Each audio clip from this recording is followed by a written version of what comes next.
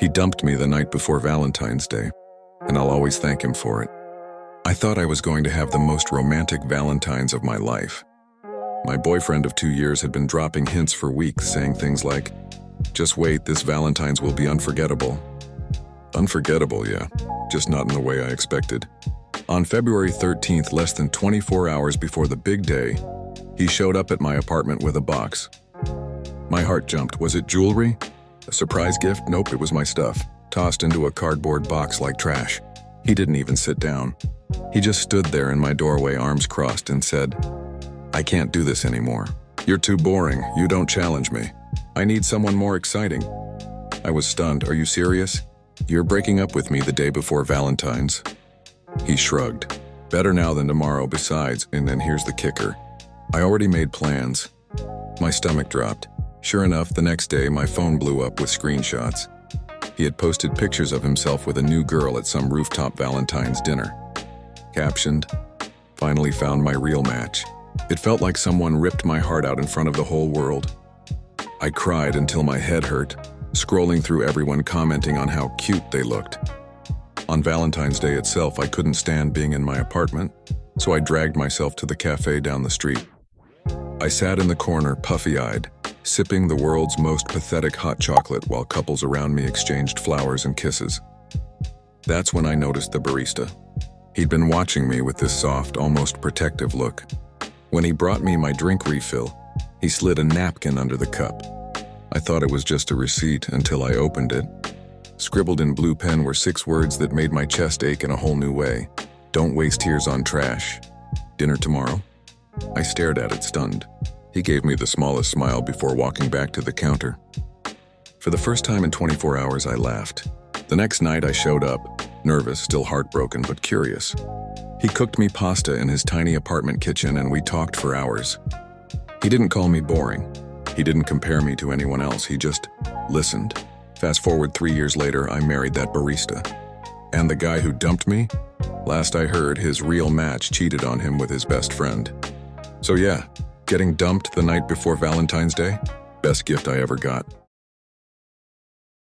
My roommate kept stealing my food, until the night she found out why I never eat after midnight. Living with a roommate is supposed to mean splitting bills, chores, maybe even becoming friends. What it doesn't mean? Watching your groceries vanish every single week. Her name was Jenna, and she was the worst kind of thief. The smug kind. She didn't just steal my food, she bragged about it. I'd hear her laughing on FaceTime saying, "My roommate buys the best snacks. Free groceries, baby." She'd post TikToks of herself eating my takeout captioned, "Thanks, roomie. I tried everything labeling food, locking it in containers, even confronting her. Every time she'd wave me off like I was overreacting. Relax, it's just food, you can always buy more." But there was one thing I never argued about, the container in the back of the fridge. A plain black box with duct tape across the lid and a note written in red marker, "Do not eat after midnight." She mocked it the first time she saw it. "What is this, a Gremlins joke?" I didn't laugh. I just told her, "It's not for you." And I meant it. Weeks went by. Every other piece of food I bought disappeared, but that box stayed untouched. Until one night. It was 2:13 a.m. when I woke to the sound of the fridge door opening. At first I thought she was just grabbing another soda. But then I heard the sound of tape peeling. My heart sank. I crept out of my room and saw her at the kitchen counter, the black box wide open. She had a fork in her hand, twirling a mouthful of what looked like shredded meat and rice. "This is what you've been hiding?" "Smells amazing," she sneered, then stuffed it into her mouth. I froze. "Jenna, put it down." She laughed, chewing. "What, is it cursed?" Her words died in her throat when the first gag hit. She clutched her chest, gasping as her skin began to ripple. Veins bulged black across her arms. Her eyes rolled back and she let out a sound that wasn't human, half scream, half growl. I didn't move, I'd seen this before. Her body convulsed, jerking violently as shadows bled out of her mouth, crawling across the walls like living ink. She fell to the floor, choking, clawing at her throat, while the darkness wrapped around her like hungry hands. When it was over, there was nothing left. Just an empty fork on the tiles, and the box still half full. I picked it up, sealed the lid with fresh tape, and placed it back in the fridge. When people ask me why I never fight over food, why I don't care when roommates steal my snacks, I just smile. Because I know sooner or later, curiosity always kills them. My husband invited his female best friend to our honeymoon, and guess who didn't come home with him? Yeah, you read that right. I married the love of my life, or at least I thought I did.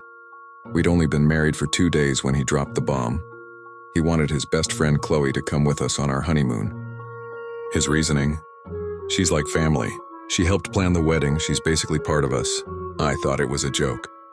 Who in their right mind invites another woman on their honeymoon? But when I protested, he hit me with the classic line, "You're being insecure. Don't make this a big deal." And just like that, Chloe had a first-class ticket to the Maldives. From the moment we arrived, it was obvious what was happening. Chloe inserted herself into everything. When we checked into the resort, she walked in front of me with him, holding our room key like she was the bride. At dinners, she would slide into the seat next to him before I could, laugh too loud at his jokes, touch his arm like she had a right to. And the worst part? He let her. I would go to hold his hand on the beach and he'd gently pull away, only to let her grab it a moment later. At night, when we were supposed to have private romantic time, he'd say he was too tired because Chloe had dragged him on some excursion.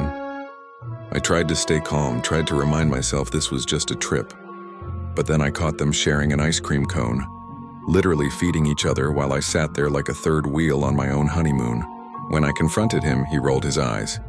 "You're ruining the vibe. Chloe and I are just friends. You need to relax." That was the moment I stopped being the heartbroken wife and started planning. On the last day of the trip, I told him I needed to cool off and booked a spa day. Instead, I walked straight to the concierge, upgraded my plane ticket to first class, and changed my return flight to the day before his. While they were off snorkeling together, I packed my suitcase, checked out quietly, and left.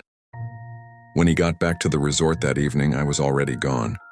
I didn't leave a note, didn't answer his frantic texts. He landed back home with Chloe, thinking I'd just be waiting. Instead, he was served annulment papers and a notice that all our joint accounts had been emptied. And me? I was sipping champagne on a beach in Bali, smiling for the camera as I uploaded a photo with the caption, "Best honeymoon ever. Thanks for paying for it."